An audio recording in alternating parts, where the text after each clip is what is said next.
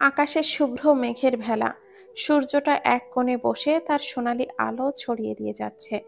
সোনার মতো ঝলমলে রোদ্দুর অ্যাম্বুলেন্সের খোলা জানালা ভেদ করে এসে পড়ছে তাহিয়ার চোখে মুখে। সেই আলো মাড়িয়ে উকি দিচ্ছে ওর চেহারায় ভাসা নিকষ কালো মেঘের ভেলা।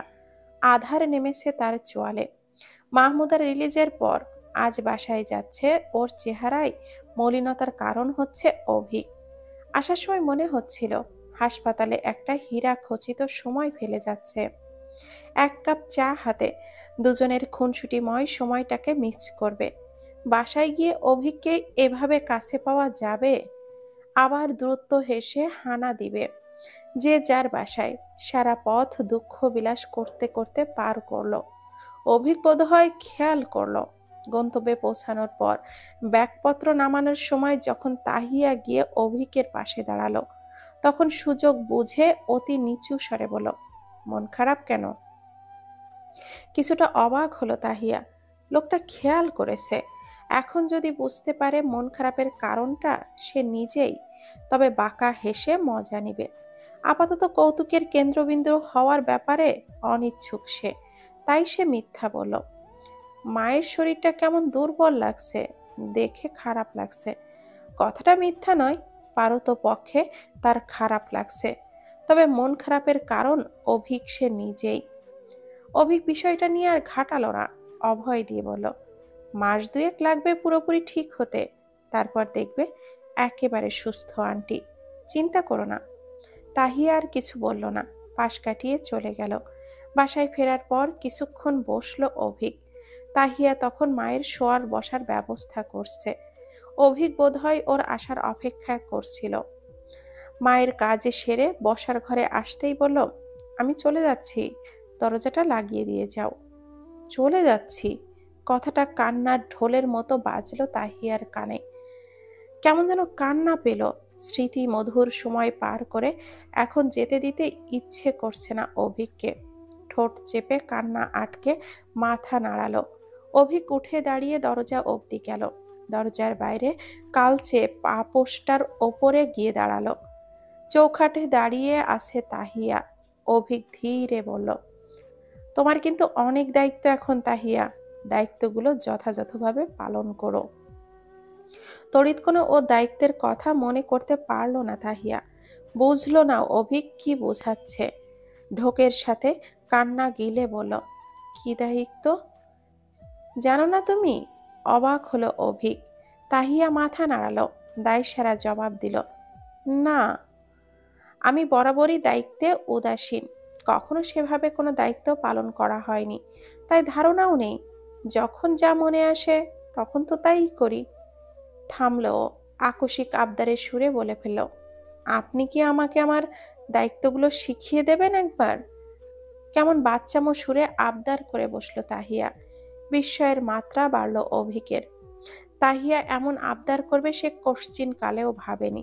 অপ্রত্যাশিত প্রশ্নের উত্তরে বিস্ময়মাখা প্রশ্ন করল, আমার কথা শুনবে তুমি? ইতিবাচক মাথা নাড়ালো তাহিয়া। কিছুটা বিস্ময়, কিছুটা আনন্দময় হাসি ফুটল অভিকের ঠোঁটে। কোমল গলায় বলল, আচ্ছা, আমার প্রতি ছাড়া সবার প্রতি তোমার ওপর অর্পিত দায়িত্ব শিখিয়ে দিব, হবে? আপনারটা বাদ কেন? তড়িৎ প্রশ্ন করল তাহিয়া। অভিক ধীর স্বরে বলল, আমি চাইছি না আমার শিখিয়ে দেওয়া কাজ তুমি আমার উপরেই অ্যাপ্লাই করো। আমি শিখিয়ে দিলে ব্যাপারটা এমন হবে, কোনো জরুরি কাজে যখন আমার ফোন করা প্রয়োজন হবে, তখন আমাকে আগে মেসেজ দিয়ে বলে নিতে হবে, আমাকে কল করো। মেসেজ দেখে তুমি কল করবে। ব্যাপারটা কেমন হয়ে যাবে না? ওটা ফরমায়েশ পালন করা হয়ে যাবে, দায়িত্ব পালন হবে না। আমি চাইছি না তুমি আমার ফরমায়েশ আমার প্রতি যত্নবান হও। তোমার যতটুকু ইচ্ছে হবে ততটুকুই তুমি করবে, বাদ বাকি আমার কোনো আপত্তি কিংবা অভিযোগ নেই। তাছাড়া অন্যদের প্রতি তোমার শুধুমাত্র দায়িত্ব আছে, আমার প্রতি দায়িত্বের চেয়ে বেশি মনস্তাত্ত্বিক ব্যাপার জড়িয়ে আছে। মনস্তাত্ত্বিক ব্যাপার স্যাপার বলে কয়ে কিংবা হাতে কলমে শিখিয়ে দেওয়া যায় না, আপনা আপনিই হতে হয়। কেমন করে যেন হাসলো অভিক। তাহিয়ার মনে হলো শেষ প্রশ্নটা করাও উচিত হয়নি। সে অন্যদিকে মুখ ঘুরালো। অভিক হাসি থামিয়ে বলল, আপাতত সব দায়িত্ব একপাশে রেখে তোমাকে একনিষ্ঠভাবে একজন সন্তানের দায়িত্ব পালন করতে হবে। আন্টি অসুস্থ, তুহিন বাচ্চা মানুষ, রিনা নেই, তাই বড় সন্তান হিসাবে সবার দেখাশোনার দায়ভার আপাতত তোমার কাঁধে। সবার প্রথমে তোমাকে রিনার বাসায় গিয়ে ওকে ফিরিয়ে আনতে হবে। ওর কাঁধে রান্নার ভারটা চাপিয়ে দিয়ে তোমাকে যেতে হবে আন্টির কাছে। মেডিসিন কবে কখন খাওয়াতে হবে তা দেখতে হবে। খাবার খাওয়ানো, ঘুম পাড়ানো থেকে শুরু করে আন্টির সব কাজে সাহায্য লাগবে। সাহায্যকারীটা হবে শুধুমাত্র তুমি। তুহিনের কদিন বাদেই বার্ষিক পরীক্ষা। আন্টির অসুস্থতার জন্য পড়ালেখা থেকে দূরে সরে গেছে ও। তুমি ওকে গাইড করবে। সকাল সকাল উঠে রিনাকে জাগিয়ে দিয়ে রান্নাঘরে পাঠাবে। নাস্তা বানানো হলে তুহিনকে ডেকে সকালের নাস্তা খাইয়ে স্কুলে পাঠাবে। আন্টিকে খাইয়ে দিবে নিজ হাতে। তারপর দুপুরে রান্নার তদারকি করবে। তুহিন ফিরে এলে কি লাগবে না লাগবে সেটা দেখবে। তোমাদের আত্মীয় স্বজন আসবে আন্টিকে দেখতে, তাদের নাস্তার ব্যবস্থা, আপ্যায়ন সব একা তোমাকে সামলাতে হবে। এই দায়িত্বগুলো একান্তই তোমার। তুমি এতে মানানসই। আমার সাহায্যটা বেমানান, তাই আমি চাইলেও সাহায্য করতে পারবো না। সব তোমাকে একাই করতে হবে। পারবে সব দায়িত্ব পালন করতে? উত্তরের আশায় তাকালো তাহিয়ার পানে। ওর মুগ্ধ ভরা দৃষ্টিতে ধাক্কা খেলো। ও ভাবছে লোকটা গুনে গুনে সব কিছু মনে করে রেখেছে কিনা। ও ছোট করে উত্তর দিল, পারবো। মা বলছেন কদিনের জন্য এসে থাকবেন বান্ধবীর কাছে। আর মা এলে তোমার সমস্যা হবে না তো? বাড়তি দায়িত্ব নিতে প্রস্তুত আছো তুমি? না, সমস্যা হবে না। মা একজন কথা বলার সঙ্গী পাবেন, ভালো হবে। ধীরে উত্তর দিল তাহিয়া। আচ্ছা। হুট করে তাহিয়া প্রশ্ন করে বসল, আপনি কি আর আসবেন না? তাহিয়ার চোখে চিন্তার রেখা, তা পরখ করে প্রাণবন্ত হাসল অভিক। বলল, আমার ব্যস্ততা বাড়ছে, বেশি আসা হবে না। তাছাড়া এখানে এখন আমার কোনো প্রয়োজন নেই। চেক আপের জন্য নেওয়ার হলে আসব, আর মাঝে মাঝে এসে আন্টিকে দেখে যাব। এখন আসি, ভালো থেকো। অভিক যাওয়ার জন্য পা বাড়ালো। সিঁড়ির রেলিং অবধি চলে গেল। আকস্মিক থেমে পেছনে ফিরল। তাহিয়া তখনও দরজায় দাঁড়ানো, বিষণ্ণ চোখে তাকিয়ে আছে মেয়েটা। চোখ চিকচিক করছে, ওটা পানি। মেয়েটার ঠিক সমস্যাটা কোথায়? আজ এত অদ্ভুত ব্যবহার করছে কেন? বুঝতে পারছে না অভিক। আবার ঘুরে পা বাড়ালো। স্ত্রীর অশ্রুমাখা দৃষ্টি ডিঙ্গিয়ে আগাতে পারল না। পিছিয়ে এলো। দরজার কাছে এসে মাথায় হাত বুলিয়ে আলতো স্বরে বলল, নিজের খেয়াল রেখো, সবার সাথে সাথে নিজেরও খেয়াল রেখো। কিছু দরকার হলে ফোন দিও। এবার আসি, কেমন? তাহিয়া মাথা নাড়ালো শুধু। অভিক যাবে বলে ও আর গেল না। আবার বলল, এখন কলেজ যাওয়ার দরকার নেই। আন্টিকে সময় দাও। ক্লাসের নোট ম্যানেজ করে দিব আমি। সময় বলে পড়ে নিও। তাহিয়া মাথা নাড়ালো। অভিক আবারও বলল, একা একা সব সামলাতে গিয়ে বোর হয়ে যাবে। কখনো বান্ধবীদের বাসায় ডেকে আড্ডা দিও। ছাদে গিয়ে ঘুরে এসো। বাসায় থাকতে থাকতে মন বিষিয়ে গেলে আমায় ফোন দিও। আমি এসে কোথাও ঘুরিয়ে আনবো। মনে থাকবে? তাহিয়া যেন মাথা নাড়ানোর মহান দায়িত্ব কাঁধে নিয়ে বসেছে। মাথা নাড়িয়ে গেল। অভিক হেসে বলল, এবার যেতেই হবে, 11টায় ক্লাস আছে, যাই। এবার আর থামলো না, চলে গেল। তাহিয়া চেয়ে রইল নয়া প্রেমিক পুরুষের যাওয়ার পানে। প্রেম হতে না হতেই বিরহ এসে জেঁকে ধরল ওকে। তাহিয়ার ভাবনা ছিল অভিক পরের দিনই আসবে। অভিককে দেখে বিরহের চাদর ঠেলে মুক্ত মনে হাসতে পারবে। বরাবরই বাস্তবতা ওর ভাবনার বিপক্ষে যায়। এবারও ব্যতিক্রম হলো না। অভিক এলো না। নীলিমা বিকেলে ব্যাগপত্র নিয়ে একাই এলেন। একদিন 2 দিন পেরিয়ে গেল, অভিকের কোনো দেখা নেই। ওর কাছে ফোন অবধিও করে না। মাহমুদার ফোনে কথা বলে এবং তার কাছ থেকেই খবর নেয়।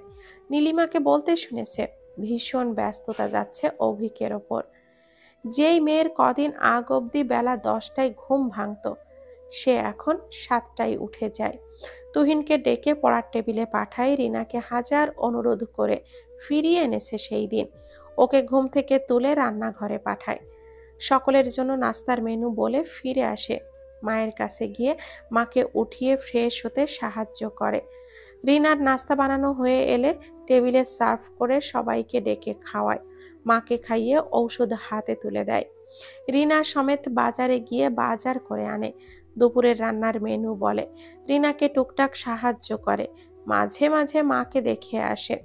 নীলিমার জন্য ফল কেটে নেয়। লাঞ্চ করিয়ে মাকে ঘুম পাড়িয়ে যখন রুমে আসে তখন ক্লান্তিতে শরীরটা ভেঙে পড়ার উপক্রম। বিছানায় গা এলিয়ে দিতেই ঘুম পড়ে যায়। বিকালে উঠে সন্ধ্যার নাস্তার তদারকি, মায়ের দেখাশোনার পর রাতের খাবার খেয়ে মাকে ঘুম পাড়িয়ে রুমে আসে। বিছানায় গা এলিয়ে দিয়ে ফোনটা হাতে নিতেই অভিকের ভাবনায় এসে জড়ো হয় মস্তিষ্কে। চোখে ভেসে আসে হাসপাতালের 1 কাপ চায়ের আলাপের মুহূর্ত। ফিরে যেতে ইচ্ছে করে সময়টায়। পাশাপাশি দাঁড়িয়ে চা খেতে খেতে সুখ দুঃখের গল্প করার ইচ্ছেটা প্রবল হয়। নবপ্রেমের বিরহে অস্থির হয় মন।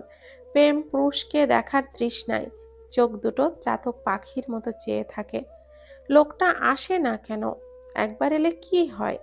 একটা ফোন দিয়েও কি খবর নেওয়া যায় না? নিষ্ঠুর লোক। অভিযোগের ঝুলি খুলে বসে।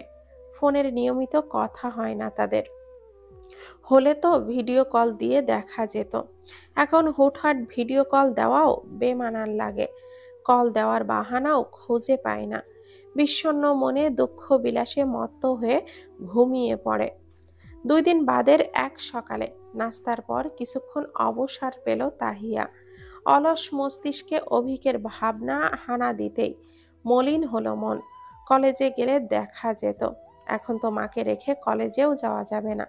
কলেজ সংক্রান্ত ব্যাপার আসতেই হুট করে মাথায় একটা বুদ্ধি খেলে গেল। তড়িঘড়ি করে রুমে গিয়ে মীরাকে কল দিল। রিসিভ হতেই ভনিতা ছাড়াই বলল, আজ কলেজে যাবি তুই? অপর পাশ থেকে উত্তর এলো, না। কেন, যাবি না? তুই না গেলে আমি গিয়ে কি করব? একা একা বোর হব। শৈলী যাবে? ওকে তো পড়ালেখার তাবিজ করছে। সারাদিন পড়ালেখা নিয়েই পড়ে থাকে। ওর সাথে আমার জমে না। ওর চেয়ে ভালো বাসাতেই থাকি। বলা বাহুল্য, 2 বান্ধবীর মাঝে তাহিয়া মীরার ঘনিষ্ঠ বান্ধবী। স্কুল লাইফ থেকেই একসাথে আছে তারা। শৈলীর সাথে বন্ধুত্বটা কলেজে এসে তৈরি হয়েছে। তাহিয়া অনুরোধের স্বরে বলে, তুই যা না প্লিজ। কেন বলতো? অভিক স্যারের ক্লাস করতে। মীরা ব্যঙ্গাত্মক গলায় বলল, অভিক স্যারের ক্লাস করব? তাও আমি? পাগল তুই? আমারে পাগল কুকুরে কামড়ায়নি যে ওই যে জাদ্রেল ক্লাস ক্লাস করে নিজেকে ধমকের তোপে ফেলবে। স্বভাবগতভাবে বলে ফেলল মীরা। তখন মনে আসেনি যার কাছে বলছে সে স্যারের স্ত্রী। বলার পর মনে পড়ল জিহবায় কামড় দিয়ে বলল, ভুলে গিয়েছিলাম, ভদ্রলোক তোর বর। আচ্ছা, আমি ভদ্র ভাষায় বলছি, তোর গণ্যমান্য রাগ বিশিষ্ট ধমকীয় স্বভাবী ভুরু কুচকানোতে পারদর্শী বরের ক্লাস করতে আমি যাব না। অন্য সময় হলে তাহিয়া রাগত আচরণ করত। আজ মন খারাপের ভারে রাগের সিস্টেমটা কাজ করলো না। সে অনুরোধের সুরে বলল, প্লিজ মীরা, তুই আমাকে সবচেয়ে ভালো বান্ধবী না বল? তোর মতো বান্ধবী লাখে একটা, কোটিতে 2টা হয় বল? তোর মতো বান্ধবী যার পায় তাদের উচিত প্রতি শুক্রবার মসজিদে জিলাপি দেওয়া। আমি দিব সামনের শুক্রবার থেকে। কত ভাগ্যবান আমি। মীরা নড়ে চড়ে বসলো। এত মাখন মাখাচ্ছিস কেন বলতো? আমি ক্লাস করলে তোর কি লাভ? এমন না যে তুই পড়ালেখা বুঝবি। পড়ালেখার সাথে তো তোর জন্মের শত্রুতা। আজ হঠাৎ মিত্রতা কেন রে? এবার আসল কথাই বলল তাহিয়া। বদলোকটা মাকে বাসাতে নামিয়ে দিয়ে গেল, আর এলো না বুঝলি। একটা ফোনও দিচ্ছে না। আমার দেখতে ইচ্ছে হয় না বল? ভীষণ দেখতে ইচ্ছে করছে। মনে হচ্ছে কয়দিন দেখি না। চেহারাও ভুলে গেছি। ভিডিও কল দিতেও পারছি না বুঝলি। এখন তুই ক্লাসে গিয়ে ভিডিও কল দিবি? স্যার যখন ক্লাস করাবে তখন আমি দেখব। Just 5 minute please. মীরার সে কি হাসি। হাসতে হাসতে বলো, কদিন আগে যে মেয়ে স্যারের ছায়া দেখলেও অভিশাপের ঝুলি খুলে বসতো, আজ সেই মেয়ে স্যারকে না দেখে অস্থির। ভাবা যায় তুই তো সাংঘাতিক রকমের প্রেমে পড়েছিস রে তাহিয়া। আমার অবাক লাগছে ভেবেই এটা। তাহিয়া করুণ গলায় বলল, বিশ্বাস কর, প্রথম প্রেমের চেয়ে ভয়ানক সুন্দর আর জ্বালাকর অনুভূতি দুটোই নেই। লাইসেন্স প্রাপ্ত প্রেমিকের প্রেমে পড়ে আমি নিঃশেষ হয়ে যাচ্ছি। আমার মনে হচ্ছে আমি কোনো কিশোরী, এতটা আবেগ কাজ করছে। আজ না দেখলে কাল গিয়ে বাসায় গিয়ে উঠব নিশ্চিত। তাই দয়া কর না। মীরা হাসছে তো হাসছেই, থামাথামির কোনো নামই নেই। হাসতে হাসতে বলো, স্কুল লাইফে টিফিনের টাকা দিয়ে আবেগ কিনে জমালেই এমন হবে? আমার তো বিশ্বাসই হচ্ছে না স্যারের মতো মানুষের ওপরে তুই প্রেমে পড়তে পারিস। তাহিয়া আনমনেই বলে ফেল, স্যারের ওপর নয়, আমি প্রেমে আমার জীবন সঙ্গীর ওপরে পড়েছি, যে কিনা পেশাগত জীবনের বাইরে অন্যরকম একটা মানুষ। এত সুইট, যদি তুই আন্দাজ করতে পারতি। আমি প্রথমে শক্ত ছিলাম, অবনীর বাসায় যাওয়ার পরই স্যারের যত্ন ভাব শক্ত থাকতে আর দিল কই, পুরো প্রেম সাগরে নিয়ে ডুবালো। মীরা হাসতে হাসতে তৈরি হয়ে নিল। তাহিয়ার কথা শুনে মনে ভালো লাগা কাজ করছে। স্যার বোধহয় স্বামী হিসাবে খুবই ভালো, না হয় তাহিয়ার মতো মানুষ এক মাসেই এভাবে গলে যাওয়ার কথা নয়। তার চাওয়া একটাই, বান্ধবীটা সুখে থাকুক। কথা বলতে বলতে কলেজে গেল। অভিকের ক্লাস শুরু হওয়ার মিনিট দুয়েক আগে গিয়েই পৌঁছালো ক্লাসে। সামনের দিকে একটা বেঞ্চে বসে তাহিয়াকে ভিডিও কল দিল। অভিক ক্লাসে যেতেই কানে হেডফোন গুজে ফিসফিসিয়ে বলল, স্যার এসে গেছে, আমি ফোন ধরছি, তুই তোর লাইসেন্স প্রাপ্ত প্রেমিককে দেখে নে। তাহিয়া সাবধানী গলায় বলল, তুই ফোন ধরে নিচের দিকে তাকিয়ে থাকবি, ওনার দিকে তাকিয়ে থাকবি না বেশিক্ষণ। প্রেমে ট্রেমে পড়ে গেলে তোকে অসহ্য লাগবে কিন্তু আমার। মীরা ব্যঙ্গ করেই বলল, আমি চাইবো না আমার শত্রুর প্রেম ওই স্যারের মতো মানুষের সাথে হোক, যেখানে নিজের কথা তো দূরে থাক। আল্লাহ মাফ করো, তোর জামাইয়ের যে মেজাজ, তুই ছাড়া কেউ তার দিকে তাকানোর সাহস করবে না, এটা তুই নিশ্চিত থাক। তেমন হলে তো ভালো, ফোনটা ধর। মীরা বইয়ের মাঝে ফোনটা রাখলো, ব্যাক ক্যামেরা সেট করে বইটা বন্ধ করলো, যেন স্যার কিংবা আশেপাশের কেউ দেখতে না পায়। তাহিয়া স্ক্রিনে তাকালো। লোকটা সফেদার রঙের শার্ট পরেছে আজ, লেকচার টেবিলের কাছে দাঁড়িয়ে লেকচার দিচ্ছে, মুখে পেশাগত গাম্ভীর্য। অন্যদিন এই গাম্ভীর্যটা দেখে ভয়ের কারণ হলেও আজ প্রশান্তির কারণ হলো। অদ্ভুত ভালো লাগা ছেয়ে গেল মনে। প্রথম প্রেমে মেয়েরা প্রেম পুরুষকে লুকিয়ে যতটা দেখে, অন্য প্রেমে ততটা দেখে না। প্রেমিক পুরুষের অগোচরে তার দিকে তাকিয়ে হাসির পসরা সাজিয়ে বসে। তাহিয়ার দুই গাল লাল হলো। হায় লজ্জা! পরপর কয়েকটা স্ক্রিনশট নিয়ে নিল। দেখার তৃষ্ণা জাগলে দেখবে। মিনিট পাঁচেক বাদেই রিনা ডাকলো ওকে। তাহিয়া বিরক্তি ভরা চোখে বলল, আমার জামাই আমি দেখব, মানুষ বিরক্ত করবে কেন? ওনাকে দেখার লাইসেন্স আছে আমার কাছে। ভাবটা এমন যেন জামাই নয়, প্রেমিককে দেখছি। বেয়াদব মেয়ে মানুষ। একরাশ বিরক্তি নিয়ে ফোনটা কেটে কিচেনে গেল সে। অভিকের সাথে তাহিয়ার সরাসরি দেখা হলো তার দিন দুয়েক বাদে। সাক্ষাৎটা ভীষণ অদ্ভুত ছিল। লাঞ্চের পর মাকে ঘুম পাড়িয়ে বসার ঘরে গেল তাহিয়া। তুহিন সবে স্কুল থেকে এসেছে, ফ্রেশ না হয়ে ইউনিফর্ম পরেই খেলা দেখতে বসে গেছে, পায়ের জুতাটাও খোলেনি। ঘরটা সকালেই রিনা মুছেছে, কেমন যেন দাগ পড়ে গেছে সাদা টাইলসে, আবার মুছতে হবে। সুর এক রেখে জুতা সমেত রুমে আসার আপত্তি জানালো তাহিয়া।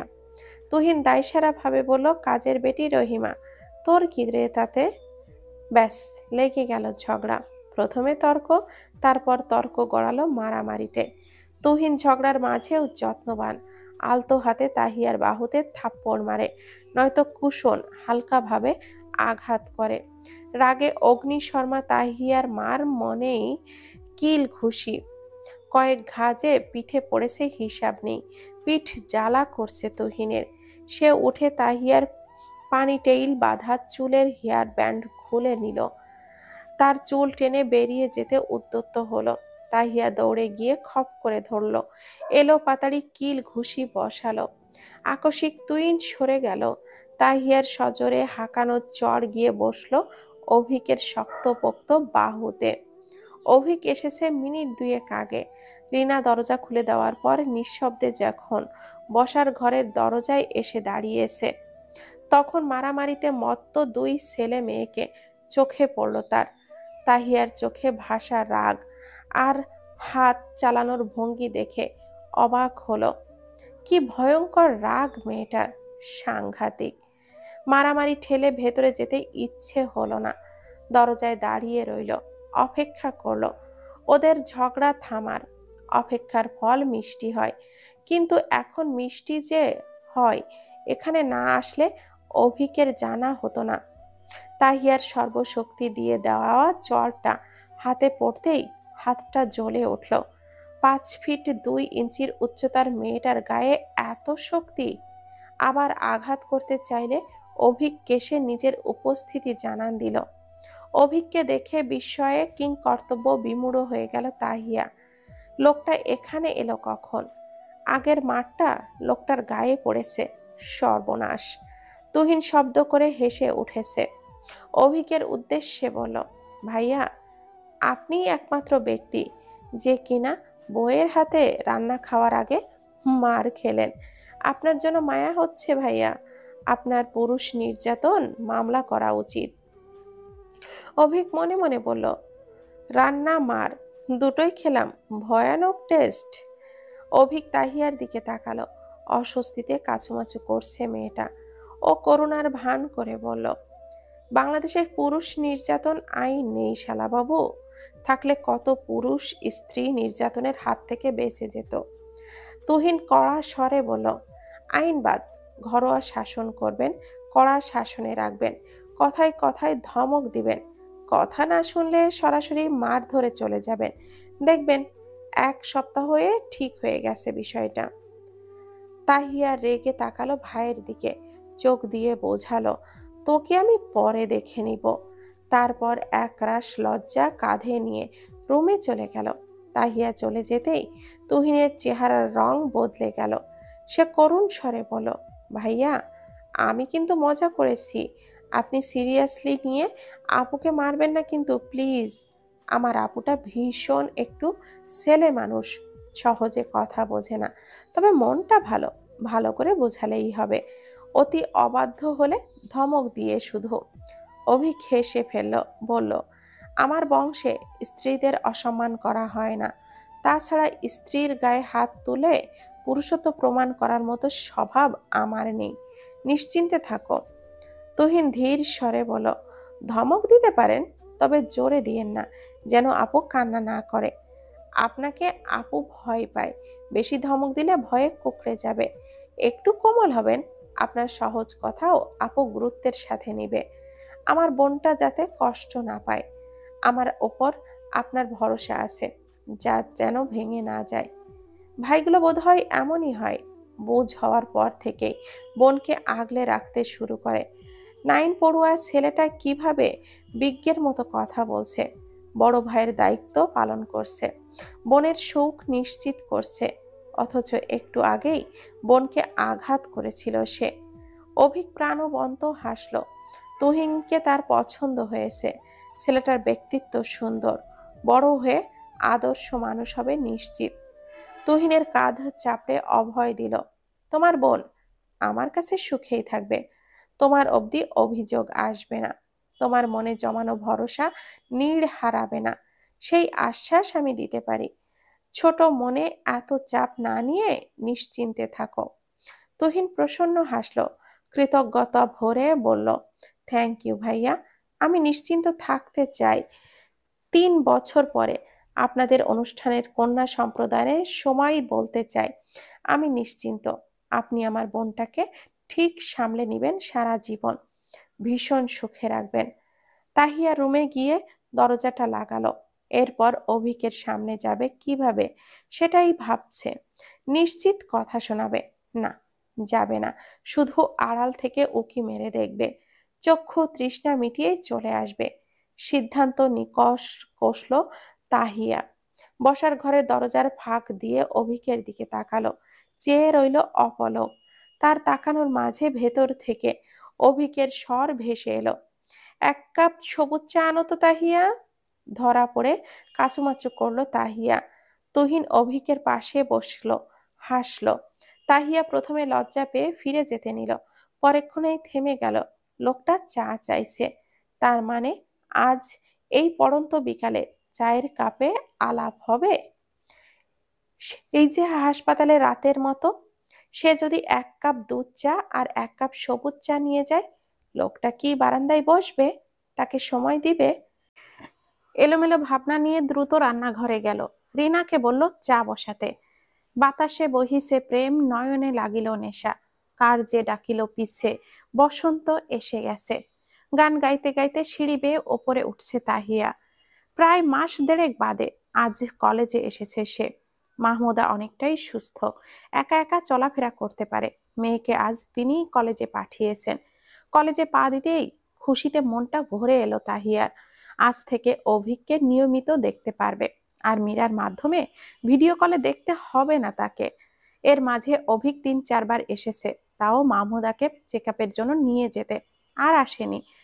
সেদিন চায়ের আলাপটা ভালোভাবে জমেনি, মূলত অভিকের কথার জন্য তাহিয়া বিশেষ সুবিধা করতে পারেনি।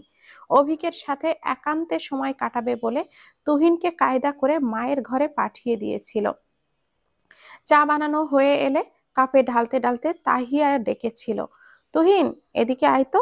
বোনের এক ডাকেই চলে এলো তুহিন, বলল, কাজের বেটি রহিমা, ডাকছিস কেন? ট্রে হাতে নিয়ে চোখ রাঙালো তাহিয়া। এখন স্যার বাসায় বলে বেঁচে গেলি, যা যা, মা ডেকেছে তোকে।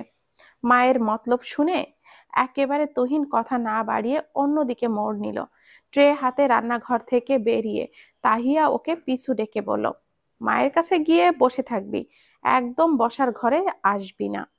তুহিন তখন মাহমুদার রুমের দরজায়। মাহমুদা ঘুমাচ্ছেন। ঘুমান্ত মাকে দেখে ভুরু কুচকালো তুহিন। বোনের কথায় এবার সব পরিষ্কার হলো। সে হেসে বলল, মিয়ার সাথে প্রেম করার এতই শখ হলে নিজের রুমে নিয়ে যা না। বসার ঘরে বসে কেন মিয়া বিবি প্রেম করবি? হ্যাঁ, আমি তো যাবই। তাহিয়া চোখ রাঙালো, ওনার সাথে আমার গুরুত্বপূর্ণ কথা আছে। মূলত তার নিরিবিলি পরিবেশ দরকার। এখনো অবধি অভিক ওর রুমে যায়নি, বসার ঘরেই বসেছে। আজ হুটহাট নিজের রুমে ডাকতে বাচ্ছে ওর। তাহিয়া চলে গেল বসার ঘরে। অভিকের প্রতি তাহিয়ার আগ্রহ দেখে প্রশান্তির আভা ফুটে উঠল তুহিনের চোখে মুখে। বোন ভয়ের পাত্রের সাথে মানিয়ে নিতে পারবে কিনা, এই ভয়টা ছিল ওর মনে। ট্রে হাতে বসার ঘরে যেতেই বুকটা কেঁপে উঠল ওর। বিয়ের পর পর যখন এসেছিল তখন ভয়ে আর অস্বস্তিতে হাতটা কেঁপেছিল, আজ কাঁপছে উত্তেজনায়। মানুষটাকে দেখেই হৃদস্পন্দন বেড়ে গেছে। কাপা হাতে ট্রেটা সেন্টার টেবিলের উপরে রাখলো, তারপর সবুজ চায়ের কাপটা অভিকের দিকে বাড়িয়ে দিল। ওর হাত কাঁপছে, কাঁপছে কাপ, কাঁপছে ভেতরে থাকা চা। অভিক চা হাতে নিয়ে ভুরু কুচকালো। হাসপাতালে তো কদিন কাপাকাপি ঘামাঘামি বন্ধ ছিল, আজ আবার হানা দিল কেন? ব্যাপারটা কি বলতো? অভিক সিঙ্গেল সোফায় বসেছিল, পাশাপাশি দুটো সিঙ্গেল সোফা পাতানো। তাহিয়া চা দিয়েই অভিকের পাশের সোফায় গিয়ে বসে পড়ল, কোলে হাত রেখে মুঠোবন্দি করে লম্বা শ্বাস ফেলল। শ্বাস আটকে আসছে। অভিককে দেখার জন্য তৃষ্ণার্ত ছিল তার চোখ জোড়া, অথচ মানুষটা পাশে বসে আছে। সে চোখ তুলে তাকাতে পারছে না, লজ্জা ঘিরে ধরেছে। মনে মনে বলল, প্রথম প্রেমের সময় প্রেম পুরুষকে দীর্ঘদিন পর দেখলে এমন অনুভূতি হয়। অভিক চায়ের কাপে চুমুক দিয়ে ওকে পরখ করছে, ভুরু কুঁচকে বলল, তুমি যে আমাকে তোমার হাতের রান্না আর সজোরে চড় খাইয়ে আহত করেছো, এই নিয়ে আমি কিন্তু কিছুই বলিনি। তুমি যে চমৎকার ঝগড়া করতে পারো, রাগলে যে তোমাকে হিংস্র লাগে, মারামারিতে যে তুমি পারদর্শী, আমি সেটা বুঝেও কিন্তু কিছুই বলিনি। তবুও তুমি বিব্রত বোধ করছো কেন বলো তো? তাহিয়া চোখ মুখ খিসে ফেলল। এখনো কিছু বলতে বাদ রেখেছে সে? কি বদ লোকটা! লজ্জার মাত্রা বাড়লো তাহিয়ার চোখে মুখে। অভিক তাহিয়াকে অন্তর্ভেদী চাহনিতে পরখ করলো। তোমার গাল লাল হয়ে গেছে, তুমি কি লজ্জা পাচ্ছ? কিন্তু আমি তো কিছুই বললাম না, তবে লজ্জা পাচ্ছ কেন? একটা মানুষকে কোন কোন কায়দায় জব্দ করা যায় এই বিষয়ে কোনো পুরস্কার দেওয়া হলে নিঃসন্দেহে এই বদলোকটার কাছে যাবে সেই পুরস্কার। এমনিতে এতদিন বাদে দেখে আমি লজ্জা পাচ্ছি, তার উপরে আবার এইসব কথা বলছে। পাজি লোক একটা। আপনার এসব বলা উচিত হচ্ছে না, একদমই না। চোখটা বন্ধ করেই মনে মনে কথাগুলো বলে গেল তাহিয়া। তারপর চোখ খুলল। তির্যক চাহনিতে অভিকের দিকে তাকাতে গিয়ে চোখাচোখি হয়ে গেল। লোকটা তার দিকেই তাকিয়ে আছে। দৃষ্টির ভঙ্গিটা কেমন যেন। তড়িৎ চোখটা সরিয়ে ওর বিপরীত দিকে দেওয়ালে রাখা সিরামিকের ফুলের টবের দিকে তাকালো। কালো টবের মাঝে সবুজ ক্রিসমাস কেলুনসা গাছটা কি চমৎকার লাগছে। গাছটার দিকে নজর রেখে বলো, এই কয়দিন আসনি কেন? তাহিয়ার প্রশ্নে চমকালো অভিক। মেয়েটা তাকে কি মিস করেছে? কি চাইলে সহজে বলতে পারতো কাজ ছিল, বা আসার কথা ছিল না কি, এটাও তো বলতে পারতো। কিন্তু অভিক তা বলল না। অস্বস্তি কন্যার অস্বস্তি দেখতে মন্দ লাগছে না। একটু আধটু বাড়ানো যায়, এতে দোষের কিছু নেই। শুধু দোয়া একটাই, মেয়েটা যেন জ্ঞান ট্যান না হারিয়ে বসে, তাহলেই বিপত্তি বাঁধবে। সে ঠোঁট বাঁকিয়ে বলল, কেন, মিস করছিলে আমায়? তাহিয়া আবারও বিব্রত বোধ করলো। এভাবে সরাসরি তীর মারে কেউ? এখন কি বলবে সে? বলবে মিস করতেই পারি, অধিকার আছে আমার। এরপর কি হবে? উত্তর শুনে অভিক হাসি ঠাট্টায় মেতে উঠবে। ওর অনুভূতি যে এখনো অভিক অব্দি গিয়ে পৌঁছায়নি। পৌঁছানো অবধি দায়সারা ভাবে নিবে অভিক। সে ধীর স্বরে বলল, মোটেও না। মা জিজ্ঞেস করছিল বারবার। অভিক তো তাহিয়াকে জব্দ করার মনস্থির করে মাঠে নেমেছে। সে হেসে বলল, আন্টির সাথে আমার প্রতিদিন কথা হয়েছে। আমার না আসার কারণ আন্টির অজানা নয়, তাই আন্টি জানতে চাইবে না, এটা নিশ্চিত। আন্টির মেয়ে হয়তো মিসটিস করছে, তাই জিজ্ঞাসা করেছে। এত ভনিতা করার কি আছে? সোজা সাপটা বলে দিবে আমি মিস করছিলাম। ধরা পড়ে তাহিয়া কেঁদে ফেলার অবস্থা। সে রাগত স্বরে বলল, আমি আর জীবনেও আপনাকে কিছু জিজ্ঞাসা করব না, একদমই না। অভিক হেসেই বলল, জিজ্ঞাসা করলেও কিন্তু আমার আপত্তি নেই, আমি উত্তর দিব। কিন্তু শর্ত হলো সরাসরি কথা বলতে হবে। মাকে টানা যাবে না। মিয়া বিবির মামলায় মাকে টানা বেমানান, জানো না তুমি? প্রতিটা চায়ের আলাপের সমাপ্তি টানে তাহিয়া। অভিকের কথায় লজ্জার ভারে দাঁড়িয়ে থাকা দায় হয়ে পড়ে ওর। তখন আলাপের সমাপ্তি টেনে চলে যায় সে। আজও এর ব্যতিক্রম হলো না। তাহিয়া চলে গেল। অভিক শব্দযোগে হেসে ফেলল, বিড়বিড়ালো, এই মেয়েকে আমি আদৌ বুঝতে পারবো না। এই দেখি লজ্জায় কাবু অস্বস্তিতে কাঁপাকাঁপি শুরু করেছে, আবার রাগও দেখাচ্ছে। এই মেয়ের ভয় জড়তা কবে কাটবে? বিয়ের মাস পেরিয়ে গেল, কিন্তু অভিককে কে বলবে? সেই দিন ভয়ে কিংবা জড়তায় নয়, লজ্জায় নুয়ে এসেছিল তাহিয়া। প্রেমের আভাটা যে ছড়িয়েছিল তাহিয়ার চোখে মুখে, তা কি খেয়াল করেছে অভিক? শেষ চায়ের আলাপটা সেই দিনই হয়েছিল। এরপর আর চায়ের আলাপ হয়নি। ফিরে খসিত হাসপাতালের সেই মুহূর্তগুলো আর ফিরে আসেনি। চোখের ক্যানভাসে মুহূর্তগুলোকে ভাসিয়ে কত আক্ষেপ করে তাহিয়া, তার ইয়ত্তা নেই। সিঁড়ি বেয়ে উঠতে উঠতে আরো একবার ঘুরে এলো সেই সময় থেকে। আজ থেকে নিয়মিত অভিকের ক্লাস করবে সে। পড়ালেখাটা মুখ্য নয়, অভিককে দেখাই হচ্ছে মুখ্য বিষয়। ঠোঁটের কোণে লাজুক হাসি টেনে আবারও গাইল, মধুর অমৃত বাণী। বেলা গেল সহজেই, মরমে উঠিল বাজি, বসন্ত এসে গেছে।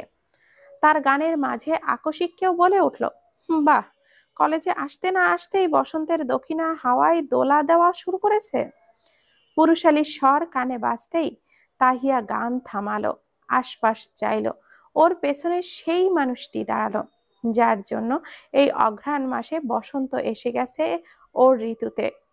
সেই কাঙ্ক্ষিত পুরুষ যাকে দেখতে ওর এত আয়োজন, এত অপেক্ষা, এত আক্ষেপ, এত উত্তেজনা। হৃৎপিণ্ডের চমকানো ভাব, যাকে দেখলে মনে প্রশান্তি আসে, হৃদয়ে প্রেমের দোলা দেয়, সেই পুরুষ। ওর একান্ত ব্যক্তিগত পুরুষ। তাহিয়া সরাসরি চাইলো এক পলক, দৃষ্টিতে দৃষ্টি ধাক্কা খেলেও চোখ সরালো না। চোখের মণিতে দৃষ্টি আটকে চোখের তৃষ্ণা মেটালো। সেকেন্ড 10 বাদে দৃষ্টি সরিয়ে অন্যদিকে ফিরে হাসলো। তার কলেজ আসা এখনো সার্থক হয়ে গেছে। প্রসন্ন হেসে বলল, দক্ষিণা হাওয়া বলে কয়ে আসে না, হুটহাট চলে আসে। দোলাটা তখনই লাগে। অভিক ভুরু কুচকালো। আজ এত খুশির কারণ কি শুনি? আমাকেও বলো দেখি, আমিও একটু খুশি টুশি হতে পারি কিনা। সব কথা বলতে হবে কেন? এত বিচক্ষণ মানুষ আপনি, বুঝে নিতে পারেন না? মনে মনে বিরক্তি ভরে বলল তাহিয়া, মুখে উচ্চারণ করলো না সেই কথা। চারিদিকে তাকালো, সিঁড়িতে কেউ নেই। এই সুযোগটাই নিচ্ছে লোকটা। চারিদিকে চোখ বুলাতে বুলাতে গান গাইল। বাতাসে বহিছে প্রেম, নয়নে লাগিল নেশা। কারা যে ডাকিল পিছে, বসন্ত এসে গেছে। ঋতুতে অগ্রহায়ণ মাস চলছে। তুমি বসন্তের গান গাইছো কেন বলো তো? বসন্তের গানের জন্য। ঋতুতে বসন্ত আসা লাগে না। মনে প্রেম ছুঁয়ে গেলেই মন পঞ্জিকায় বসন্ত নামে। দক্ষিণা বাতাসে দোলা দেওয়া মন গাইতে হয় বসন্তের গান। ধীর স্বরে বলল তাহিয়া। দৃষ্টি তার অন্যদিকে। অভিক এক সিঁড়ি ওপরে উঠে তাহিয়ার পাশাপাশি দাঁড়ালো। তাহিয়াকে অন্তর্ভেদী নজরে পরখ করলো। কালো কুর্তি পরেছে, সাথে নীল জিন্স, গলায় স্কার্ফ পেঁচানো, চশমা পরা, চোখ জোড়া কাজলে আঁকা, কপালে কালো মখমলের টিপ। চুলগুলো সামনে থেকে টেনে কিভাবে যেন বেঁধেছে, সামনে থেকে বিনুনির মতো করে একেবারে চুলের আগা অবধি নিয়ে গেছে। তারপর এক কাঁধে এনে রেখেছে। দুগাছি চুল আবার কপালের দুই পাশে খোলা ছেড়েছে। ডাস সাইড বেনুনির সাথে পরিচিত নয় অভিক। ঠোঁটের কোণে হাসি, চেহারায় লজ্জা ভাব, অন্যরকম লাগছে দেখতে, ইন্দ্রজালের মতো ঠেকছে। তড়িৎ চোখ সরালো অভিক, অবিশ্বাস্য স্বরে বলল, মন পঞ্জিকায় এত তাড়াতাড়ি বসন্তে নামলো তোমার? আমি তো টেরই পেলাম না। আমি টের পেলে তো হতোই, তাই না? আপনি টের পেলে হবে না? বলেই দৌড়ে চলে গেল তাহিয়া। আবারও চমকালো অভিক। কিছুক্ষণ ঠায় দাঁড়িয়ে রইল, বিড়বিড় করে বলল, বসন্তটা কি একটু দ্রুত এসে গেল না? 3 বছর পরে আসার কথা ছিল, বিয়ের 2 মাসেই এসে গেল। আবহাওয়া এত তাড়াতাড়ি বদলালো কিভাবে? সাংঘাতিক ব্যাপার স্যাপার। অভিক ক্লাসের সম্মুখে দাঁড়িয়ে লেকচার দিচ্ছে। ছাত্রছাত্রীরা সবাই মনোযোগ দিয়ে শুনছে। সবার দৃষ্টি অভিকের উপরে নিবদ্ধ। সাদা শার্ট পরিধেয় এই দাম্ভিক পুরুষটির বাচন ভঙ্গি চমৎকার। গালে হাত দিয়ে পেছনের বেঞ্চে বসে তাকে পরখ করছে তাহিয়া। বাদামি চোয়ালে মুগ্ধতার ছোঁয়া, হৃদয়ে কম্পন বয়ে চলেছে। থামার নামটি নেই। মানুষটাকে দেখলেই তার হৃৎপিণ্ডে রক্ত ছলকে ওঠে। সাদা শার্ট পরিধেয় অভিক যখন ক্লাসে প্রবেশ করছিল, তখন তাহিয়ার শ্বাস আটকে আসছিল। অম্লজানের মতো ঘাটতি টের পেয়েছিল যখন শার্টের হাতের কনুইয়ে গুজিয়ে বক্তব্য দেওয়া শুরু করলো। ক্লাসের সারাটা সময় সে অভিকের দিকে তাকিয়ে রইল, অথচ অভিক তার দিকে ফিরেও তাকাচ্ছে না। ছাত্র ছাত্রী, শিক্ষকের বাইরে যে মেয়েটা তার স্ত্রী, যেন সেটা মস্তিষ্ক থেকে সরেই গিয়েছে। প্রতিদিন তাকায়, আজ তাকাচ্ছে না কেন? মুখ বাঁকালো তাহিয়া। সাদা শার্টটা নিষিদ্ধ করা উচিত। এই শার্টটা বিপজ্জনক ওর জন্য। তাছাড়া ক্লাসের সব মেয়ে স্যারের দিকে তাকিয়ে আছে। কারোর অনুভূতি জেগে উঠলে ওকে সর্বহারা হতে হবে। বরের সৌন্দর্য দেখার অধিকার একমাত্র বইয়েরই আছে। 5 জনের সামনে সেজে আসতে হবে কেন? হ্যাঁ, ওকে দেখানোর হলে কলেজের বাইরে পরে আসুক। কলেজে এত মেয়ের সামনে সাদা শার্ট পরে আসাটা অনুচিত। তাহিয়া চোখটা ছোট করে একবার তাকালো, মনে মনে বলল, আমি শুধু একবার আপনার বাসায় যাই, তারপর সর্বপ্রথম আপনার সব সাদা শার্ট পুড়িয়ে ফেলবো। তারপর তেল দিয়ে মাথা আছড়িয়ে ক্যাবলাকান্ত বানিয়ে কলেজে পাঠাবো। আমি ভীষণ হিংসুটে। আপনার দিকে কেউ তাকালে আমি সহ্য করতে পারবো না, একদম না। সব লন্ডভন্ড করে দিব। অনুভূতির তাড়নায় তাহিয়া 7-5 না ভেবে অভিককে মেসেজ করে দিল, কলেজে এত সুদর্শন সেজে আসা উচিত নয় আপনার, একদমই না। মনে কত খেয়াল জাগে, নিয়ন্ত্রণ করা দায়ী হয়। নিয়ন্ত্রণ হারিয়ে কি থেকে কি হয় বলা মুশকিল। অধর টধর এদিকে ওদিকে চলে যাওয়ার সম্ভাবনাটাও বোধহয় প্রবল। তাই আজ থেকে সাদা রংটা নিষিদ্ধ আপনার জন্য। বউকে দেখানোর হলে বউয়ের বাসায় পরে যাবেন। কলেজে এইসব ড্রেস আপে যেন না দেখি, ভালো হবে না একদম। সেন্ড বক্সে ক্লিক করার পর আরেকবার চোখ বুলালো তাহিয়া। বোধগম্য হলো মস্ত বড় ভুল হয়ে গেছে। এমন কথা কিভাবে লিখলো? অভিক কি ভাববে? আনসেন্ড করতে চাইলো, ততক্ষণে মেসেজ চলে গেছে, ডেলিভারি রিপোর্টও এসে গেছে। অভিকের ভাবভঙ্গি দেখার জন্য তীর্যক চোখের সামনে তাকালো। অভিক লেকচার দিচ্ছিল। আকস্মিক ভাইব্রেট হলো ফোনটা। কথা বলতে বলতে পকেট থেকে ফোনটা বের করে ফোনে চোখ বুলালো। তাহিয়া নামে সেভ করা নাম্বারের মেসেজ। এই নোটিফিকেশন দেখেই ভুরু কুচকালো। সিঁড়িতে দেখা হলো। তারপর থেকেই উধাও মেয়েটা। ক্লাসে আসার পর চোখে পড়লো না। আসেনি নাকি? কোথায় বসে মেসেজ করছে? একবার দৃষ্টি উঠিয়ে মেয়েদের শাড়িতে চোখ বোলালো। অভিককে তাকাতে দেখে মাথা নামালো তাহিয়া। 10 সেকেন্ডের তীক্ষ্ণ নজরে তাহিয়াকে খুঁজে বের করতে সক্ষম হলো অভিক। 7 নম্বর টেবিলের এক কোনায় বসেছে, মাথা নিচু করে আছে। ক্লাসে তো এসেছে, তবে মেসেজ করছে কেন? কৌতূহলবশত মেসেজটা ওপেন করলো। তীক্ষ্ণ অধিকার বোধ সম্পন্ন তাহিয়ার সতর্ক বার্তায় নজর ঘোরাতেই চমকে গেল। মেয়েটা কি লিখেছে এসব? কথার সারমর্ম জানে? অপ্রত্যাশিত বার্তায় অভিক ভড়কে গেল। বিব্রতকর পরিস্থিতিতে পড়ে আকস্মিক কেশে উঠল। ভুরু জোড়ায় সন্ধিস্থলে উকি দিল বিস্ময় আর অস্বস্তি। হাসিও পেল ভীষণ। চোখ মুখ থেকে গাম্ভীর্য ভাব সরে গেল আকস্মিক। অভিক স্পষ্ট টের পাচ্ছে শিক্ষকের খোলস ছেড়ে বেরিয়ে আসছে ও। ব্যক্তিগত জীবনের ভাবভঙ্গিতে ফিরে যেতে উদ্যত মন। মেসেজে চোখ রেখে ভুরু উচালো একবার। ঠোঁটের কোণে ভাসা হাসিটা নিয়ন্ত্রণ করতে হাত মুঠোবন্দি করে মুখের সামনে নিল। বার দুয়েক কাশলো। সামনে তাকালো একবার। ছাত্রছাত্রীদের বিস্মিত চাহনি এসে চোখে ধাক্কা খেলো। ক্লাসে কখনো হাসে না ও। লেকচারার অভিক গম্ভীর প্রাণবন্ত নয়। হঠাৎ পরবর্তী আচরণ দেখে অবাক হচ্ছে বোধ হয়। ও চোখ ঘোরালো তাহিয়ার দিকে। ফাজি মেয়েটা হাসছে, তাকে অস্বস্তিতে ফেলে মজা নিচ্ছে। ফাজিল। যে কোনো মুহূর্তে সে তার খোলস ছেড়ে বেরিয়ে আসবে, এই আশঙ্কা দেখে নিজেকে স্বাভাবিক রাখার নিমিত্তে বাইরে চলে গেল অভিক। অভিক যেতেই ক্লাসে কানা ঘোষা শুরু হলো। অবিশ্বাস্য চোখে সবাই বলা বলি করছে, অভিক স্যার হাসতেও জানে? আরেকজন বলো, কিভাবে ব্লাশ করলো দেখলি? নিশ্চিত বইয়ের মেসেজ ছিল। মীরা এতক্ষণ অভিককে পরখ করছিল। ইতিপূর্বে সে বা ক্লাসের কেউই অভিককে হাসতে দেখেনি। অভিকের ঠোঁটের কোণে ভাসা মৃদু হাসির রেখা দেখে বিস্মিত হয়েছে। বাইরের দিকে তাকিয়ে পাশে বসা তাহিয়ার উদ্দেশ্যে বলল, তোর লাইসেন্স প্রাপ্ত প্রেমিকের হঠাৎ কি হলো বলতো? এত ব্লাশ করছিল কেন? আবার বাইরেও চলে গেল। অভিকের অস্বস্তি বিস্ময়ের মাঝে ফুটে ওঠা হাসিটা চমৎকার লেগেছে তাহিয়ার। সে ঠোঁট চেপে হাসছে। মীরার কথা তার কানে যায়নি। তাহিয়ার পক্ষ থেকে উত্তর না পেয়ে মীরা পাশে তাকালো। বান্ধবীকে হাসতে দেখে সন্ধিহান চোখে তাকালো। তাহিয়ার দুই গালে লজ্জার আভা দেখে ঘটনা আঁচ করতে পারল সে। হেসে বলল, ও আচ্ছা, লাইটের আলো তাহলে এদিক থেকেই গেছে। যেই আলোতে চোখ পড়তেই স্যারের মুখ লাল হয়েছে। তা কি এমন মেসেজ দিলি যে স্যার সিংহী অবতার ছেড়ে হঠাৎ বিড়াল হয়ে গেল? ধ্যান ভগ্ন হলো কথাটাই তাহিয়ার কানে গেল। সে হেসে বলল, মিয়া বিবির মামলায় তুমি থার্ড পারসন সিঙ্গুলার নাম্বার, তোমাকে বলা যাবে না। থার্ড পারসন সিঙ্গুলার নাম্বার হলে ক্লাসটাকে প্রেম আদান প্রদানের পোস্ট অফিস বানিয়ে ফেলেছেন কেন ম্যাম? আপনাদের মনে রাখা উচিত এটা নীতি আর পড়ালেখা শেখার স্থান, প্রেম শেখার স্থান না।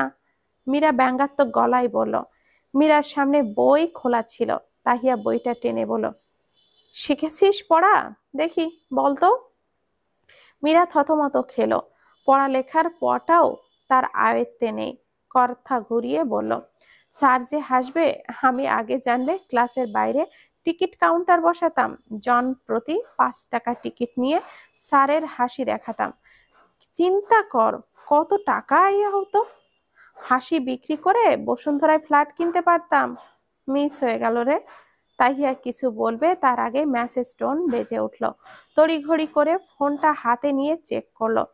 তোমার স্বভাব চঞ্চল বলে অনুভূতিগুলোকেও চঞ্চল হতে হবে। আমি এখন তোমার টিচার, তোমার ব্যবহার করা উচিত নয়। উল্টোপাল্টা মেসেজ দিয়ে জ্বালাচ্ছ কেন? আমাকে আর মেসেজ দিবে না, আমাকে ক্লাসে ফোকাস করতে দাও। তাহিয়া হেসে লিখল, ফার্স্ট ইয়ারে একটা ক্লাস আপনি বলেছিলেন আমি আপনি বাদে বাকি সব থার্ড পারসন। আজ আমি বলছি আমি আপনি বাদে বাকি সবাই থার্ড পারসন। বাইরে দাঁড়িয়ে ফোনটা হাতে নিয়ে চোখ বুলাচ্ছে অভিক।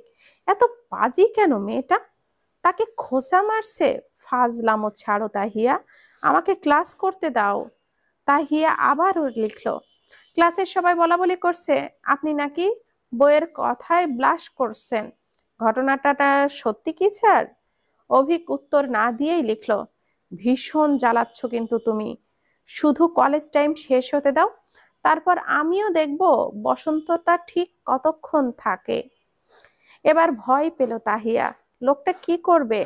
মেসেজের সাহস দেখালেও লোকটার সামনে গেলে সাহসের ঘাটতি দেখা দেয়। তাহিয়া ফোনটা রেখে দিল, সোজা হয়ে বসলো, জানালা দিয়ে বাইরে তাকালো। অভিক নেই। আশেপাশে উকি দেওয়ার সময় ক্লাসে এসে প্রবেশ করলো অভিক। চেহারায় পেশাগত ভঙ্গি, হাসির রেখা নেই ঠোঁটে। ছাত্রছাত্রীরা হাসি হাসি থামিয়ে সোজা হয়ে বসলো। তাহিয়া গালে হাত দিয়ে তাকিয়ে রইল সামনে। পড়াতে পড়াতে এদিকে তাকিয়ে অভিক মনে মনে বলল, বউকে সামনে বসিয়ে লেকচার দেওয়া যায়? আমার কর্মজীবনে এতটা জড়তা কখনো লাগেনি। এই দৃষ্টি উপেক্ষা করে ক্লাস করাতে যতটা অস্বস্তি লাগছে। ফাজিল, এই মেয়েকে ক্লাস করাতে আসার কথা বলাই ভুল হয়েছে আমার। ক্লাস শেষে বাসায় ফিরল তাহিয়া। অভিকের ফোন এলো তখন। রিসিভ করতেই বলল, এই মেয়ে, সমস্যাটা কি তোমার? এত জ্বালাও কেন? তাহিয়া যেন কিছুই জানে না এমন একটা ভান ধরলো। আমি কি করলাম? দিন দিন ফাজিল হয়ে যাচ্ছ তুমি।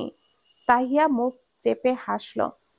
আগে ছিলাম না, আবার মুখের উপরে কথা বলে ফাজিল। বিরক্তিতে শাসালো অভিক। তাহিয়ার আজ ভয় ডর নেই। সে হেসে বলল, ঠিক আছে, আর মুখের উপরে কথা বলবো না, মুখের নিচে কথা বলবো, চলবে? এই যে তুমি হেয়ালিপনা করছো না, তোমার কথার আমি যদি সিরিয়াসলি নেই তাহলে কি হবে জানো তুমি? কি হবে? তোমার লজ্জার কারণ হবে। আরো ভেঙে বলবো। কথার সারমর্ম বুঝতে মিনিট খানেক লাগলো তাহিয়ার। বুঝতেই খট করে ফোনটা কেটে দিল। ফোনটা পকেটে রেখে অভিক হেসে বলল, আসছে আমার সাথে ফ্লার্ট করতে। আমি ফ্লার্ট করা শুরু করলে পালিয়েও বাঁচতে পারবে না। ও আমার স্ত্রী, আমার গণ্ডি কতদূর যাবে মেয়েটা কি আদৌ জানে না? পরের দিন ক্লাসে যাবে না করেও অভিককে দেখার টান সামলাতে পারলো না তাহিয়া। গিয়ে বসলো মাঝের একটা টেবিলে। অভিকের ক্লাস শুরু হওয়ার পূর্বকার নিয়মে তাকিয়ে রইল। অভিকের চোখ পড়লো ক্লাসের শুরুতেই। একবার চোখ রাঙালো। তাহিয়ার ভাবান্তর নেই। সে স্থবির হয়ে বসে আছে, পলক অব্দিও ফেলছে না। মীরা বসেছে তাহিয়ার পাশে, তার দৃষ্টি অভিকের দিকে, হাতে খাতা কলম। অভিক তাহিয়ার দিকে কতবার তাকাচ্ছে হিসাব করছে সে। হুট করেই বলে উঠল, তাহিয়া, তোর রাগ বিশিষ্ট তোর বর তোর দিকে এই নিয়ে 7 বার তাকিয়েছে, আবার তাকিয়েছে, আবার হলো 8 বার হয়ে গেল। বেচারা স্ত্রীকে চোখে হারাচ্ছে দেখে। আহা, কি ভালোবাসা! তাহিয়া চোখ রাঙালো। মীরা অভিককে পরখ করে বলল, শুনেছি মেয়েরা বিয়ের পর সুন্দর হয়, এখন দেখি উল্টো। স্যার দিন দিন সুদর্শন হয়ে যাচ্ছে। স্যারের রূপের রহস্য কি বলতো? আজকাল ফেয়ার অ্যান্ড লাভলি ইউজ করা শুরু করেছে নাকি? এবার তাহিয়া তেতে উঠল। স্যারের দিকে একদম তাকাবি না, দুলাভাই বাপের সমতুল্য, শ্রদ্ধার চোখে দেখ, বেয়াদব কোথাকার। মীরা তাহিয়াকে খেপিয়ে বলল, যত যাই বলিস, স্যারের হাসিটা কিন্তু আসলেই সুন্দর। কাল না দেখলে বিশ্বাসই করতাম না। স্যারের আসি দেখার পর থেকেই কেন যেন স্যারের প্রতি আমার মনে জমে থাকা রাগটা চলে গেছে। কারণটা কি বলতো? তাহিয়া সশব্দে চড় বসালো মীরার বাহুতে, রাগত স্বরে বলল, আমার বরের দিকে নজর দিস? চোখ খুলে ফেলবো বেয়াদব মহিলা। ক্লাসে বিশৃঙ্খলা পছন্দ করে না অভিক, তাহিয়া সেটাই করলো। সামান্য অমনোযোগিতা দেখলেই ক্ষেপে যায় অভিক, সেখানে তাহিয়া মারামারি করছে। অভিকের রাগটা মাথায় ছলকে উঠল হঠাৎ। মেয়েটা ওর স্ত্রী হওয়ার সুযোগ নিচ্ছে, ভাবছে বিশৃঙ্খলা করলে স্ত্রী বলে মাফ করে দিবে। কত বড় ফাজিল! না, এভাবে চলতে দেওয়া যাবে না। স্বামী হওয়ার পাশাপাশি সে একজন শিক্ষক, ছাত্রছাত্রীকে শাসন করার অধিকার তার আছে। এই মেয়েটাকে এখন শাসন না করলে পরে হিতে বিপরীত হবে। ফার্স্ট ইয়ারে 3 বিষয় ফেল করেছে, এভাবে চলতে থাকলে সেকেন্ড ইয়ারেও করবে। সেই চিন্তাটাও নেই মেয়েটার মাঝে। রাগের বশবর্তী হয়ে অভিক ধমকে উঠল, সাইলেন্স! তাহিয়া মীরা আঁতকে উঠল, সোজা হয়ে বসলো। অভিক তাহিয়ার দিকে ইশারা করে বলল, এই তু তু শব্দটা উচ্চারণ করলো না, এক অক্ষরেই থেমে গেল। ছাত্রছাত্রীদের আপনি সম্বোধন করেছে সে, তাহিয়াকে তুমি সম্বোধন করতে করতে মুখ ফসকে বেরিয়ে যাচ্ছিল। তড়িৎ নিজেকে সামলে নিয়ে হালকা কাশলো, তারপর বলল, এই যে আপনি, দাঁড়ান, পাশের জন্য দাঁড়ান। স্ত্রীকে আপনি সম্বোধন করাটাও কেমন যেন বেমানান লাগলো অভিকের, তবুও করার কিছুই নেই। যতদিন তাহিয়া তার ছাত্রী, ক্লাসে আপনি সম্বোধন করতেই হবে। মীরা ভীত গলায় বলল, আজ আমাদের চ্যাপ্টার ক্লোজড তাহিয়া, ওঠ দেখি কি বলে। মীরাকে টেনে তুলল তাহিয়া। দুজন দাঁড়াতেই অভিক গম্ভীর মুখে বলল, মারামারিতে দেখি বেশ পারদর্শী আপনারা, তা আসুন মঞ্চে মারামারি করুন। আপনাদের প্রতিভা আমাদেরকেও দেখার সুযোগ দিন। অনেকদিন কুস্তি দেখি না, বিনোদনও হলো। মীরা ঢোক গিলে বলল, ভদ্র ভাষায় অপমান করা কাকে বলে? স্যারের থেকে শেখা উচিত। ভেবেছিলাম বিয়ের পর বউ ঠিক করবে, প্রথমে আশ্বাস হারালেও পরে তুই স্যারের বউ জেনে স্বস্তি পেয়েছি। ভেবেছি বান্ধবী আমার বরকে শায়েস্তা করবে, কিন্তু হলো কি, নিজেই শায়েস্তা হয়ে বসে আছে। তোর বউ হওয়াটাই বৃথা। তাহিয়া তাহিয়া গম্ভীর গলায় বলল, স্যার আমাকে বকা দিবে, পারবে দিতে? মীরা মুখ টিপে হাসলো। হাসিটা দেখে অভিকের রাগের মাত্রা বাড়লো, ধমকে উঠলো আবার। দাঁড় করিয়ে রেখেছে, লজ্জা পাওয়ার কথা, দাঁড়িয়ে দাঁড়িয়ে কথা বলছে সে, হাসি ঠাট্টা করছে। এত নির্লজ্জ কিভাবে হয় মানুষ! রাগের বশবর্তী হয়ে ক্লাস থেকে বের করে দিল। তাহিয়ার চোখে পানি টলমল করছে, অশ্রুসিক্ত চোখে এক পলক চেয়ে রইল। সম্পর্কটার কত উন্নতি হয়েছে, এখন লোকটা ওকে ধমক দিতে পারলো? বাইরে এসে কেঁদেই দিল, চোখ মুখ মুছে বলল, আমি আর ওনার সাথে কথাই বলবো না। নিষ্ঠুর লোক, না ফোন করব, না দেখতে চাইবো, আর না মিস করব, তাকাবো না। উনি থাকুক ওনার শিক্ষকতা নিয়ে। মীরা সান্ত্বনার বাণী শোনালো, লেকচারারকে বিয়ে করলে এমনটাই হবে, এটাই বাস্তবতা। কি করবি, চল সময়টাকে অপচয় না করে কোথাও থেকে ঘুরে আসি। অনুভূতি, অনুরাগ, অভিমান, অভিযোগ, রাগ, বিরহের সুতো দিয়ে বাঁধা থাকে একটা সম্পর্ক। কখনো প্রেম, কখনো বিরহ, কখনো আবার বিচ্ছেদ। সম্পর্কে পুরুষের চেয়ে নারীরা আবেগপ্রবণ হয়ে থাকে বেশি। অনুভূতিতে ঠাসা থাকে তাদের মন। সঙ্গীর কাছ থেকে প্রত্যাশার মাত্রাটাও থাকে একটু বেশি। তারা চায় তাদের মতো তাদের সঙ্গীর আচরণও প্রেমোদ্দীপক হোক, কথায় কথায় ভালোবাসা ফুটে উঠুক। কোমলমতি মনটা যাকে বন্ধক দিয়ে বসেছে, সে যেন কোনো কষ্ট না দিক। তারা চায় তাদের অনুভূতিগুলো বিপরীত পক্ষের কাছে পৌঁছে যাক এবং সে এর মূল দিক। কিন্তু বিপরীত পক্ষ থেকে যখন তার অনুভূতিকে অগ্রাহ্য করা হয়, তখন প্রেমটা বিরহে রূপ নেয়, অনুভূতি অভিযোগে রূপ নেয়, রাগ অভিমান জোর করে বাসা বাঁধে মনে। ঠিক এই অবস্থাগুলোর মাঝে দিয়েই যাচ্ছে তাহিয়া। অভিকের পক্ষ থেকে এখন অবধি কোনো প্রণয়পূর্ণ বা প্রেমোদ্দীপক আচরণ না আসায় তাহিয়ার ভাবনা, এর অনুভূতিগুলো একপাক্ষিক। অভিকের আচরণে মনক্ষুণ্ণ হয়েছে তাহিয়া।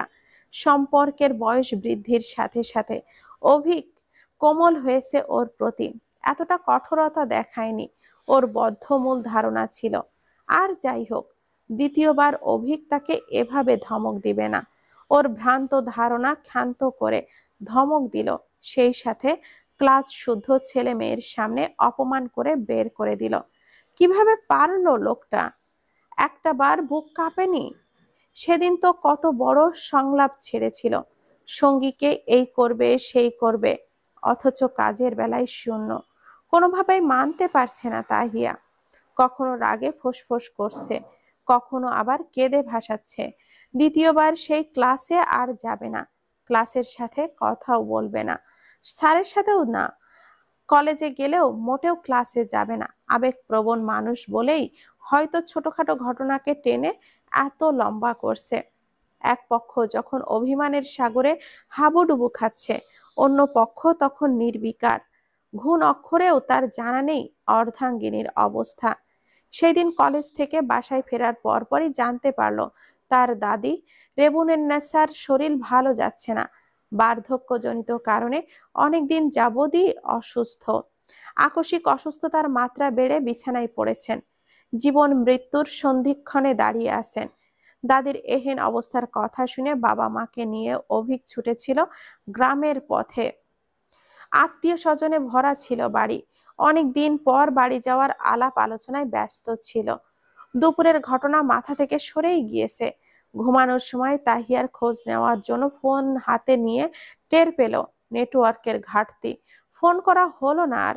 মাঝের 2 দিন ছিল সরকারি ছুটি। ছুটির সময়টা বাড়িতে কাটিয়ে এসেছে। বাসায় ফিরলে কলেজ খোলার দিন সকালে সাথে নেটওয়ার্ক পেয়েই তাহিয়ার খোঁজ খবর নেওয়ার জন্য কল দিল। ফোনটা বন্ধ। অভিক ধরে নিল, চার্জ নেই, তাই মনে হয় বন্ধ বলছে। মাহমুদাকে কল দিয়ে খোঁজ নিল সবার। কলেজে যাওয়ার পর শুনলো ফার্স্ট ইয়ারের ফর্ম ফিল আপ চলছে। ঘোষণা দেওয়ার পরপরই তাহিয়ার কথা মাথায় এলো অভিকের। তাহিয়ার ফেল করা বিষয়গুলো পরীক্ষা দেওয়ার জন্য ফর্ম ফিল আপ করাতে হবে। তার জন্য রেজিস্ট্রেশন কার্ড, পাসপোর্ট সাইজের ছবি লাগবে, যা অভিকের কাছে নেই।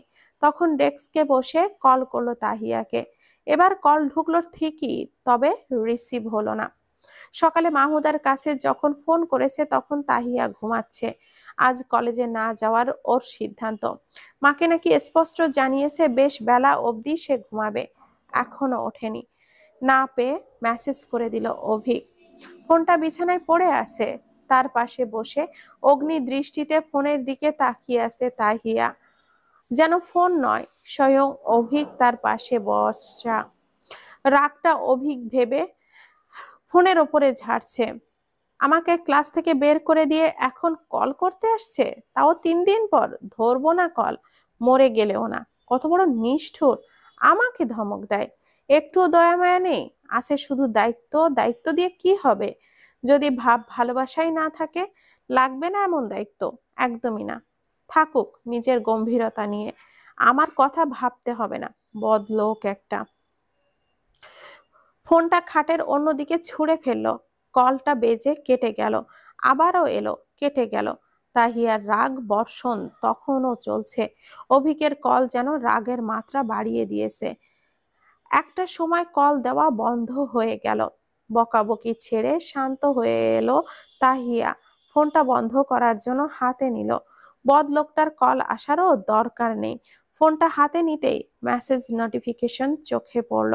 ভুরু কুঁচকে ওপেন করতেই রাগটা বাড়ল। ফার্স্ট ইয়ারের ফর্ম ফিল আপ চলছে।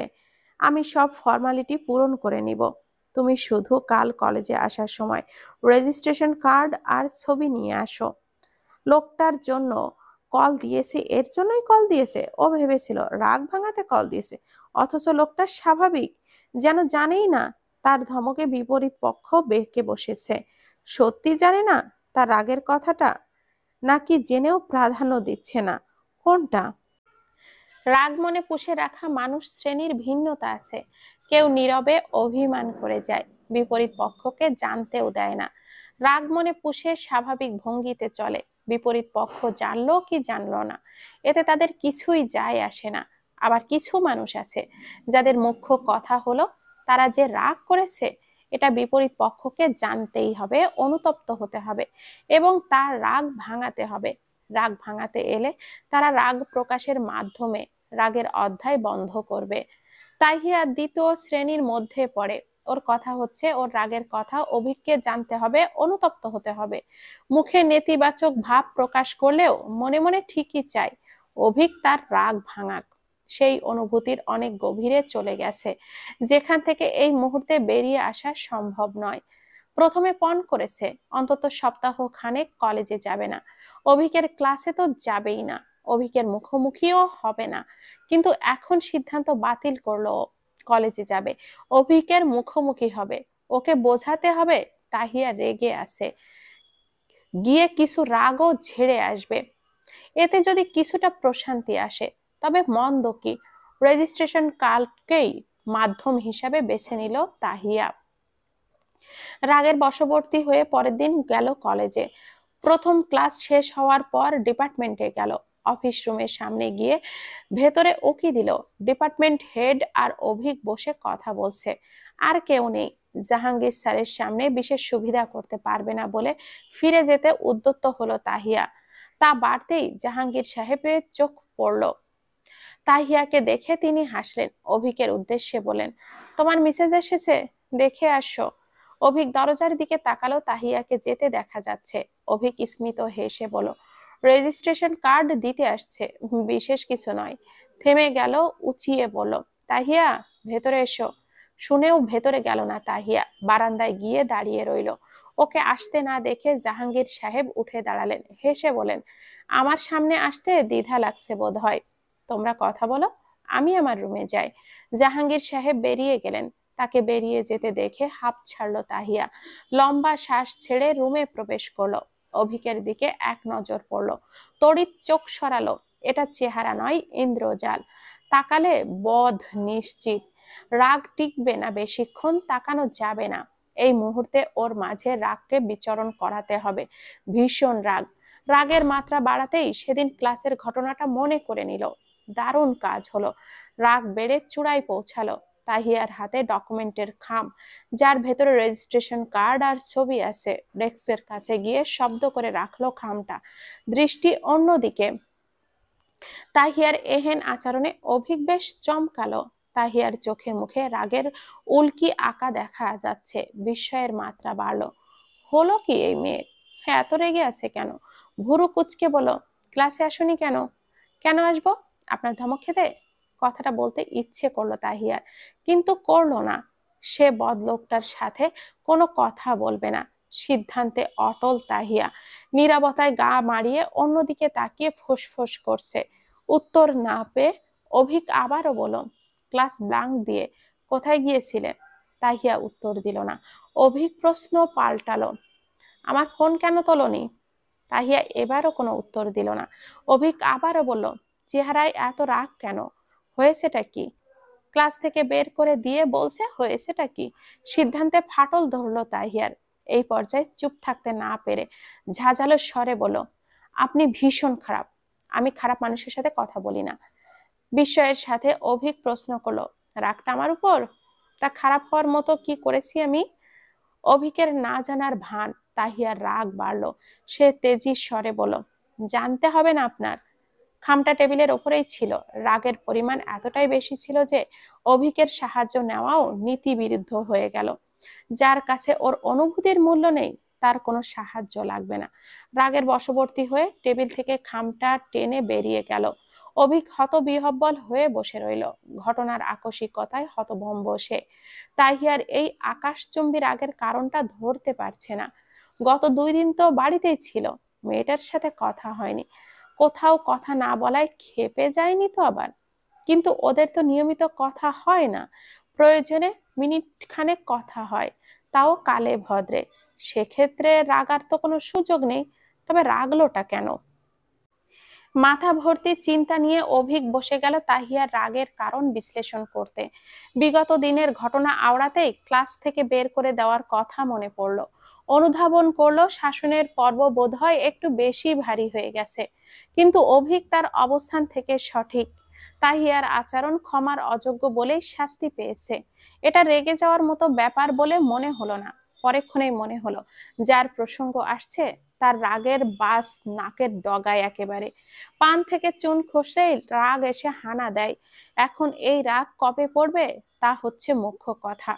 আকস্মিক খামের কথা মনে এলো। মেয়েটা খামটা নিয়ে গেছে, এবার একা একা সব করবে নাকি? ব্যাংক ড্রাফট করতে হলে ব্যাংকে যেতে হবে, মিনিট 10-এর দূরত্ব, সেখানে গিয়ে আবার লাইনে দাঁড়াতে হবে। ছাত্রছাত্রীদের লম্বা লাইন হয়, কয়েক হাজার ছাত্রছাত্রী একই দিনে টাকা জমা দেয়। ভিড়ের মাঝে দাঁড়িয়ে থাকতে হবে কয়েক ঘন্টা, তাও সুযোগ পাওয়ার সম্ভাবনা কম। অনেক কষ্টের ব্যাপার। মেয়েটা পারবে না, অন্তত সে থাকতে তাহিয়াকে এত ভিড়ে ঠেলাঠেলি করতে দিবে না। তড়িঘড়ি করে উঠে দাঁড়ালো অভিক।